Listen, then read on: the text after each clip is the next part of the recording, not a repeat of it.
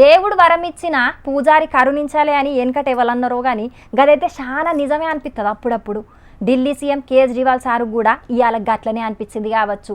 Liquor కేసుల దేశ పెద్ద కోర్టు బెయిల్ ఇచ్చినా కానీ జైళ్ళకెంచి బయటికి రాలేని పరిస్థితిని చూసి అగో బెయిల్ వచ్చేది బయటికి పోనీకే కదా అని అంటారా? గది కూడా నిజమే కానీ గీన్నే ఓ ట్విస్ట్ ఉన్నది కేజ్రీవాల్ సారు ముచ్చట్ల. మరి గదేందో తెలుసుకోవాలంటే ముచ్చట అరుచుకోవాలి.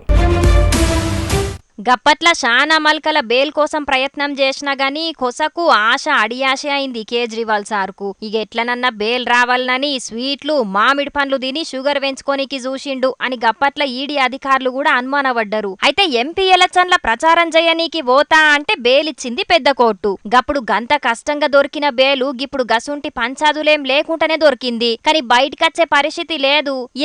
ఎందుకట్లా? సార్కేమన్నా అపాయం ఉన్నదా అని అనుకునేరు. కాదు కాదు, సార్ మీద సిబిఐ కేసు కూడా ఉన్నది. ఈడీ వాళ్ళు పెట్టిన కేసుల్నే బెయిల్ వచ్చింది. సిబిఐ కేసులో కూడా బెయిల్ అత్తేనే కేజ్రీవాల్ సారు తీహార్ జైళ్లకెంచి బయటకత్తడు, లేకపోతే దాంట్లోనే ఉంటాడు.